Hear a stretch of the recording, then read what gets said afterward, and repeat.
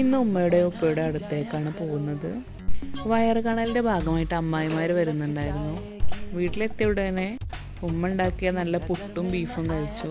കുറേ കാലത്തിന് ശേഷം നമ്മുടെ വീട്ടിലേക്ക് പോകുമ്പോൾ ഏറ്റവും കൂടുതൽ ആസ്വദിക്കുന്നത് നമ്മുടെ ഉമ്മമാരുണ്ടാക്കുന്ന ഫുഡല്ലേ. ഉച്ചയായപ്പോഴേക്കും ഉമ്മാൻ്റെ ബിരിയാണി ദമ്മ പൊട്ടിച്ചിട്ടുണ്ടായിരുന്നു.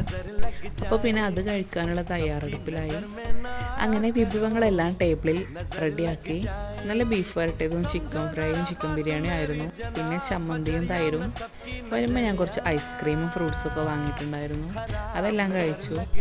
ഫുഡിൻ്റെ സ്മെല്ലടിച്ചപ്പോൾ തന്നെ പൂച്ചപ്പട്ടാളം എല്ലാവരും എത്തിയിട്ടുണ്ടായിരുന്നു. അവരെല്ലാവരും പോയി കഴിഞ്ഞപ്പോൾ കൊണ്ടുവന്ന ഐറ്റംസൊക്കെ ഞാൻ ജസ്റ്റ് നോക്കി.